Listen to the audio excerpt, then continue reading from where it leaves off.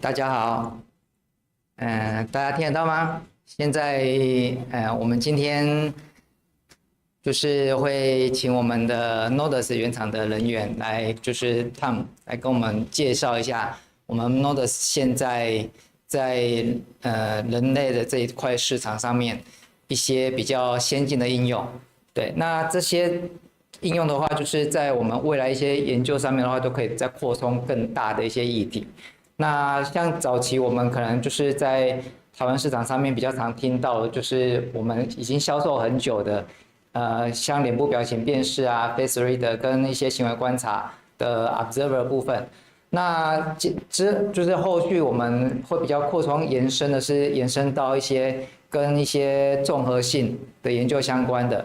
那不管是比较大场域的行为观察方式，还是说就是多功能生理讯号的整合，包含一些比较偏应用型的，对，那这些的话就是我们未来在这些行为研究上面比较整合性的一些优势这样子。对，那当然我们这边相对之下算是新的产品啦。所以就是说，就是大家可以知道说，现在在整个世界上面，他们的整个趋势会朝什么方向去进行，那以及我们后续可以怎么样去规划我们的一些实验设计跟一些想法，然后可以来做相对应的一些研究开发设想这样子。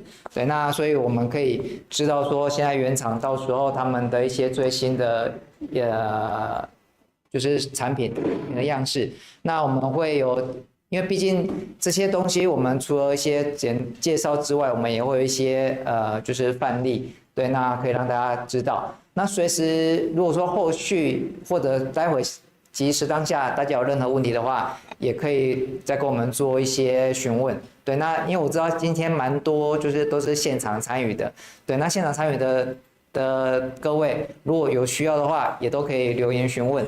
对，那当然只少了说不能及时面对面的沟通啦，这比较可惜一点哦。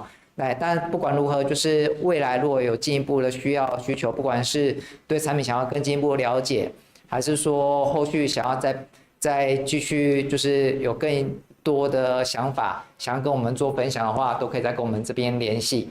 OK。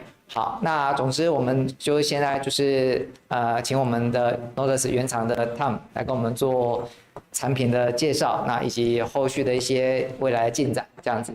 OK。好。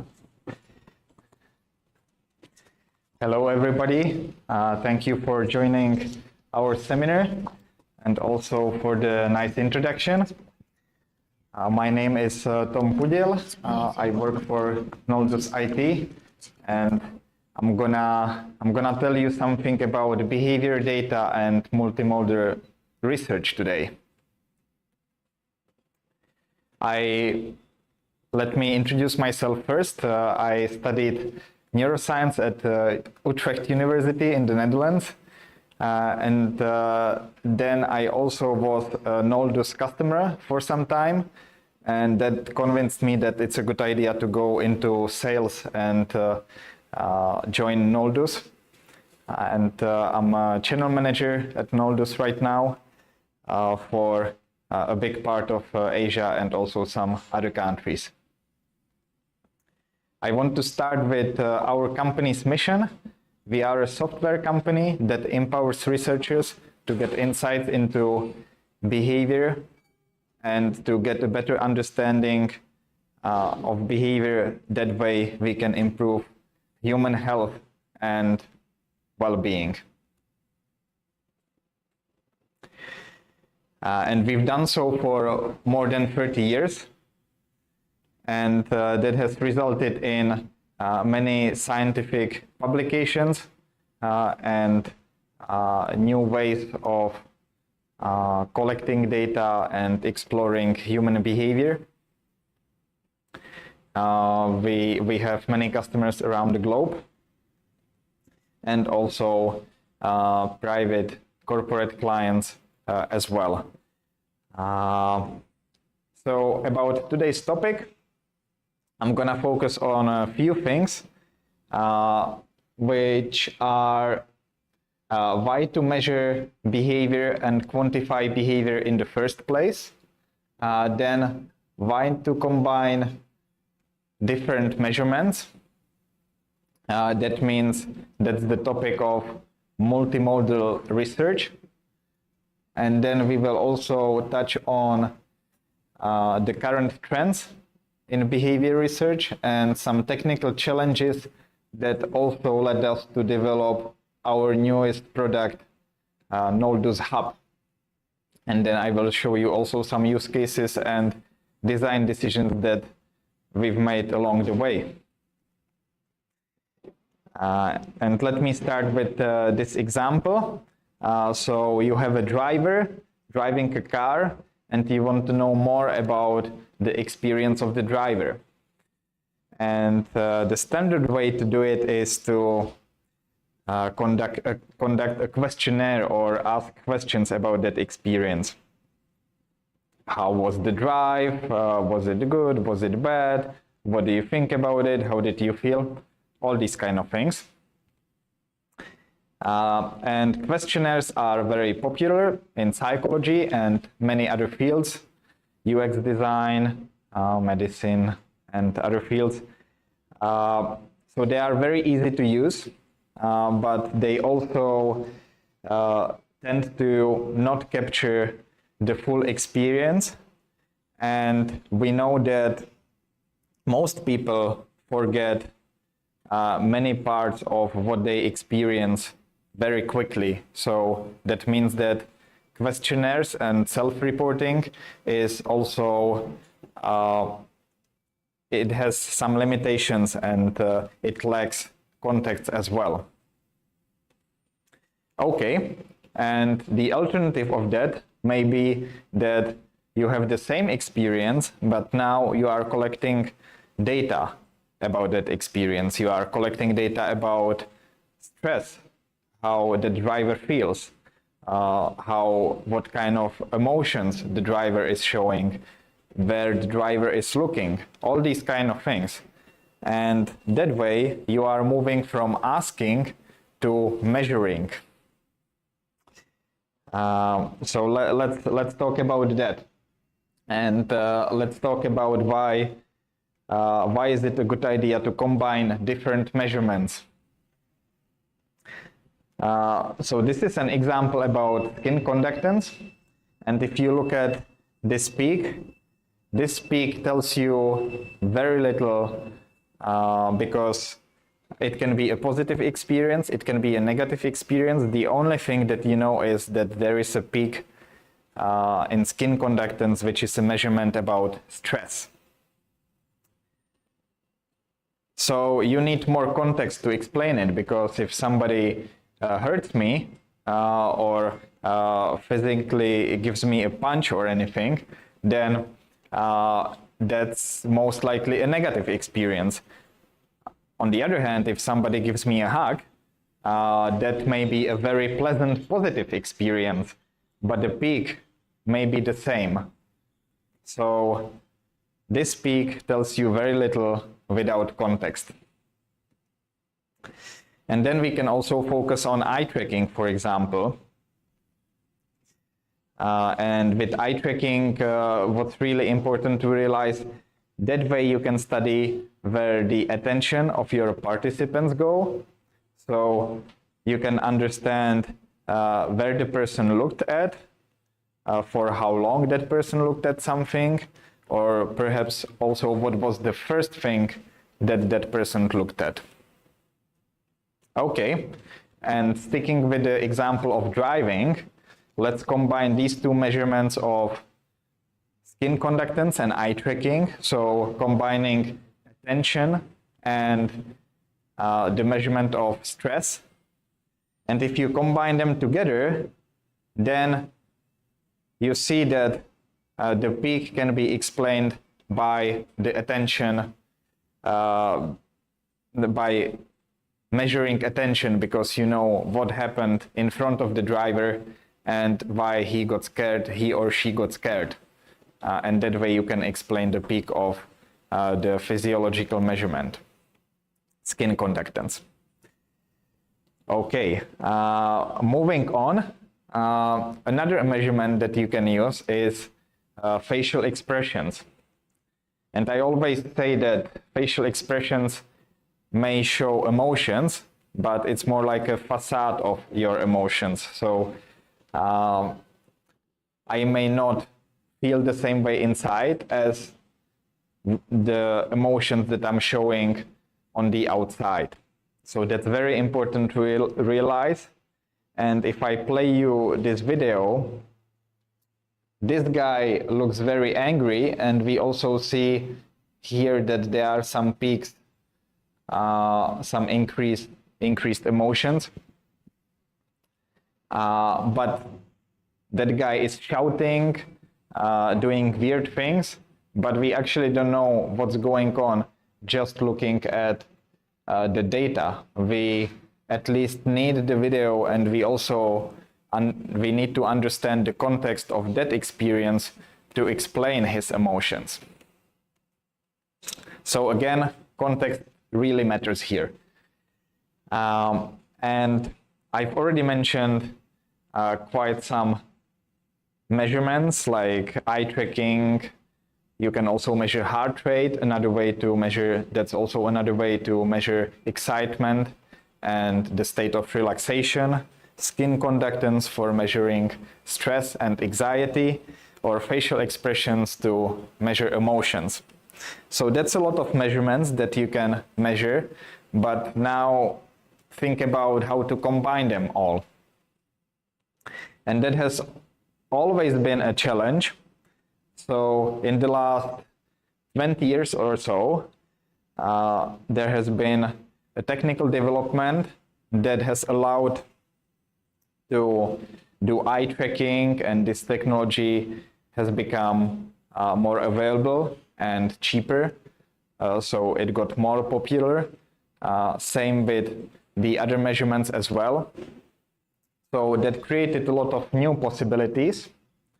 But these new possibilities also created new challenges, especially when you want to combine these different measurements.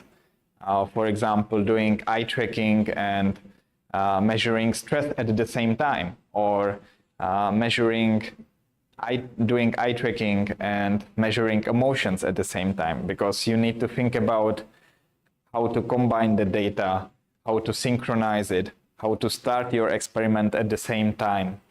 And all these technical challenges created some very complex systems, like the guy on the screen. And we've been, at Noldus, we've been part of this journey. So we have some products that are more than 30 years old, and we use them first for manual annotation, and then also for data synchronization. And we also have face reader analyzing emotions automatically. And we've also experienced the struggle of combining these measurements and synchronizing different signals. And that's the reason why we developed Noldus Hub, our new platform for multimodal research. And before I tell you more about that, I want to really put emphasis on why we developed this tool, because some of you may have had an experience with measuring different signals, those that I've mentioned, and some of you may be new to this topic, and it can be very challenging. And I want to use this analogy. So what has happened with all these technical challenges at that if you look at this car, we've become more interested in knowing how to operate the wheel and how to operate the engine of the car. And imagine this is your research, and the wheel is one component of your research and the engine is another component of your research. And yeah, then you focus on these very specific technical challenges, but that has led to to the fact that we've become kind of a mechanic of the car instead of a driver. So what I mean by that is we've become so focused on these technical challenges that we've kind of forgotten that car should be about driving and pursuing scientific questions and doing exciting research instead of mastering the different technical tools. We have this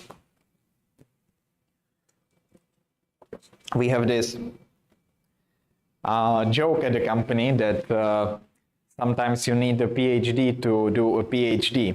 So that's how difficult it has become sometimes with these tools, although I don't want to scare you. And that's also the reason why we developed Noldus Hub.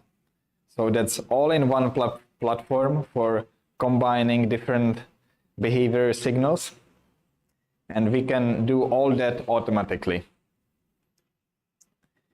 And that way you can focus on your research and improve the understanding of behavior. Okay, so what is Noldus Hub? You can see the interface here where we can measure eye tracking data, we can measure fixation points, gaze overlay, and we can see where the attention of the participant is going. We also have a webcam for measuring emotions, and we also have physiological signals to measure relaxation, excitement, stress, and anxiety.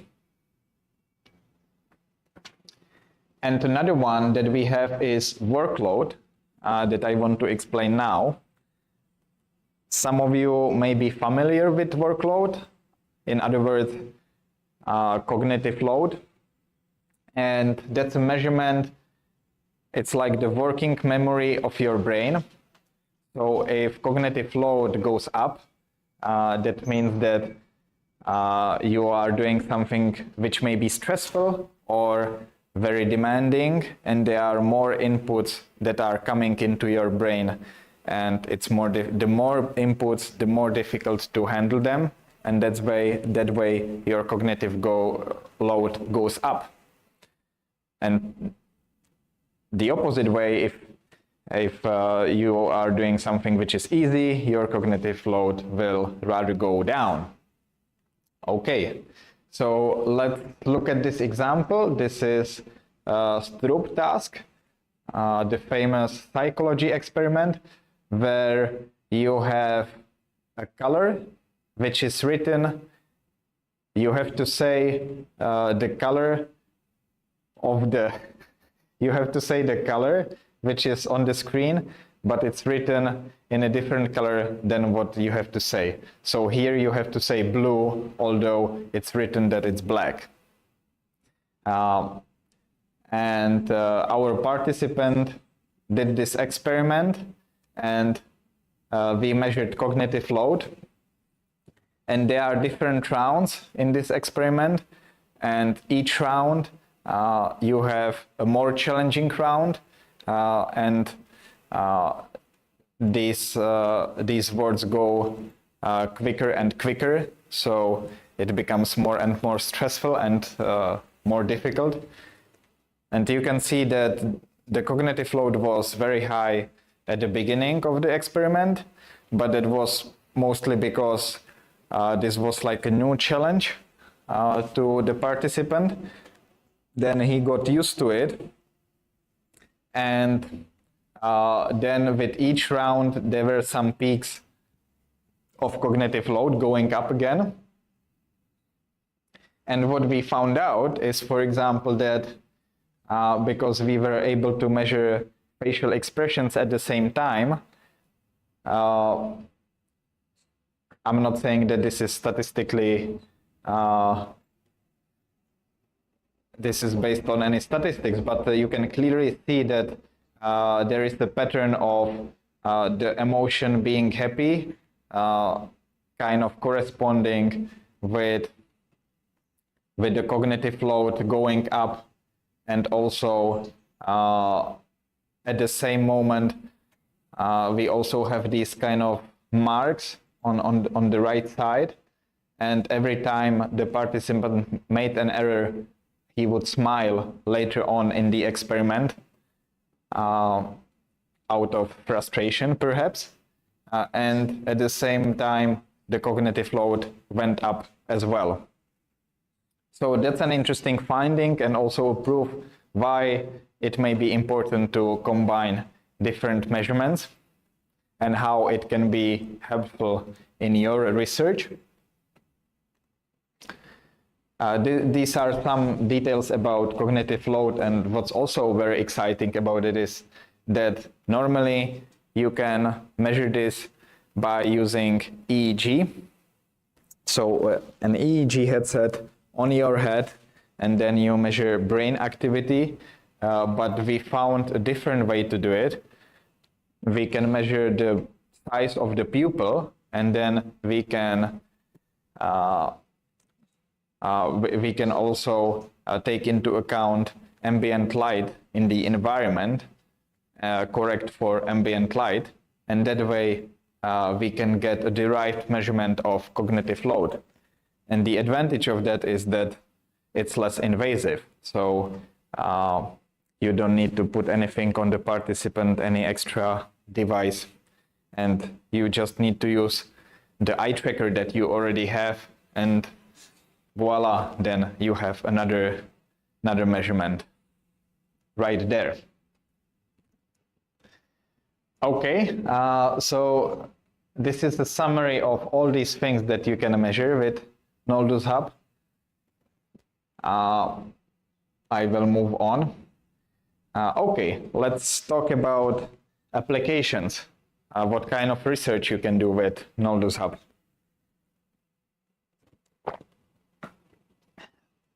So I've already talked about psychology, but you can also think of consumer research, testing different products, and UX design as well, testing websites, or human factors where you have a challenging environment and you want to understand the response and the performance of these people in that challenging environment. So it has many different applications, mostly when a participant is sitting in front of a screen doing an experiment online or like in a digital environment. And what's also very exciting is that our system is scalable. So not only can you do this for one participant and collect all these great measurements at the same time, simultaneously, and everything is synchronized simultaneously and also automatically. But you can do this for multiple people at the same time as well. So we can hook up to 4 people and start a measurement, an experiment for all of them at the same time. And that was never possible before. And our vision with Noldus Hub is that we can scale it up even more, and we can do like an interaction studies where multiple people are interacting together. And this is possible because of the technology that I will explain now. So we've made some design decisions to help collect data in the easiest way possible. So what it means, you have an interface like this. You can select the measurements that you want to measure in your experiment. So the setup has only a few steps, and we've built in an eye tracking calibration as well. So everything is really in this one platform. And then we also have this feature which tells you, it's like a feedback mechanism that tells you about whether all the devices are connected correctly or not. So especially before starting an experiment, you can check that you will collect good quality data and you will not have a lot of missing samples. And that becomes even more important if you want to do this for multiple participants, because then you are collecting a lot of data, and all these features can help you to do it in an easy way. A little bit more about the design. So another decision that we made is that the data doesn't stay on the participant PC, but it's immediately transferred to a server, but that's not a cloud. It's a local server that distributes the data, and it can collect them from multiple locations, multiple test PCs. And that also has an advantage that you can you have one source of truth, because all the data is stored in one place, and you can also access that data, for example, from your home, from your office. You can share it with your colleagues, but you always access that one place, that server. So that's also another advantage of this system. And we are getting more and more technical. I'm almost at the end of my presentation. Another decision that we made was that because you are collecting a lot of data, and some of them with a very high sampling rate, we have a process for the data that are going in, and we downsample them actually, because we want to show them live as well. So we have live visualization. So those data are downsampled, but you have the advantage looking at your experiment live as it happens. But then the data on the server are stored in a full quality, so to say. So you always have access to raw data for further analysis later on.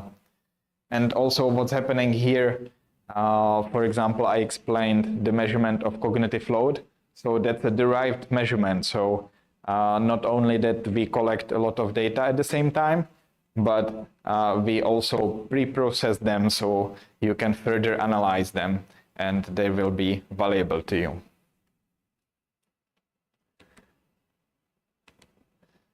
Okay, I think I explained this. So the last thing that I need to say is that we really care about behavior research, and we care about making useful tools to you researchers so that you can conduct your research and make it easy and reliable for you. That's the end of my presentation. Thank you.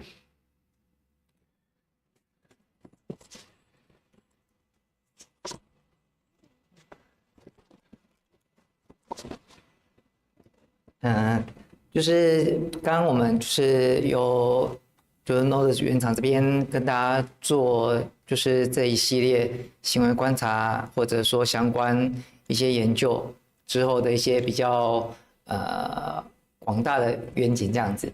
对，那当然这些设备的这些整合啊跟应用都是为了希望说让我们在一些行为上面的研究能够再更趋近于自然，然后可以在同一个时间能够获得更多的资讯资料这样子。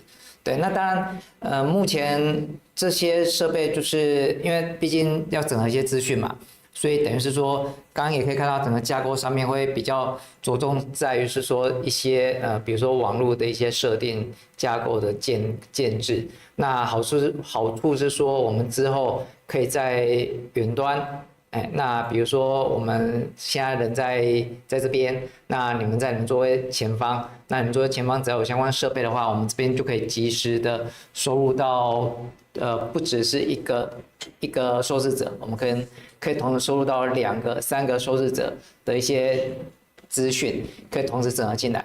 那这些资讯我们除了可以同时及时的去做一个分析观看之外，那后续一样可以把这些资料去做一个整合，对，那整合之后再做后续的一些应用，或者说一些后续的资料分析这样子。对，那当然因为我们目前就是看大家有没有更多的问题想要进一步了解啦。因为如果说有问题的话，我们都可以这边做及时做一些询问，然后后续的话就是可以再跟大家做一个回复这样子。对，那当然如果说比如现在可能一时之间不确定该有怎么样问题可以去进一步去做了解的也没关系，反正我们之后都可以随时欢迎大家来跟我们这边做联系这样子。对，那当然如果说真的有需要的话，想要更进一步观看一些比如说现成品的一些展示啊这一类的，那其实我们原厂这边的话，其实他们在比如说你刚刚看到那个 Noldus Hub 的部分，其实原厂他们那边其实都有一个架构架设啦。对，那只是说，因为我们公司现在在现场这边没有办法去做这样的即时呈现，但是如果说需要的话，我们都可以直接跟原厂这边做一个远端联系，然后可以让你们看一下实际上面的界面或是怎么样的运作运行这样子，对，可能会更容易了解这样。对，那当然我们刚刚除了看到 Noldus Hub 之外，其实他们还有另外一套系统叫 Viso。对，那 Viso 其实它的整个概念也是雷同的。那只是说整个着重上面它不是在那个就是像刚刚的 Hub 一样，就是有各种讯号的一些整合合并，而是说比较适合您在多场域不同的环境之下去做一个多视窗角度的一个观察这样子。那更多的视窗观察的话，我们就可以有就是不管是在讨论啊，就是 debriefing 这方面，还是说未来就是要把资料再做后续的一些比较量化的资料分析，都是相对比较可以再去做一个进行。那它的方式也是一样概念，就是 Noldus Viso 部分也是一样概念，就是说我们可以如果需要的话，可以远端去控制很多个场域，那比如说不同的房间，那这些房间里面各自他们里面的所有的环境的细节，那或者说比较简单的就是一个 probe 的方式，那可以架设在任何你需要的场域，然后做一个架设之后，那这些角度各个面向的角度，我们可以做一个记录观察，那以及后续资料的一个进一步分析观看，这样子。对，好，那总而言之，今天就是跟大家做一个介绍到这边，这样，那我们未来有任何的一些新的资讯，不管是跟 Noldus 这边相关的一些观察有关的，还是说有任何新的资讯，那我们都可以再跟大家做一个分享。对，那也欢迎大家有任何问题的话，都可以再跟我们这边做询问。对，那 OK， 那今天就是如果说大家目前没有问题嘛，对不对 ？OK。好，那这样我们今天就是这边谢谢大家的观看，那我们就是未来有机会可以再跟大家做服务，这样谢谢。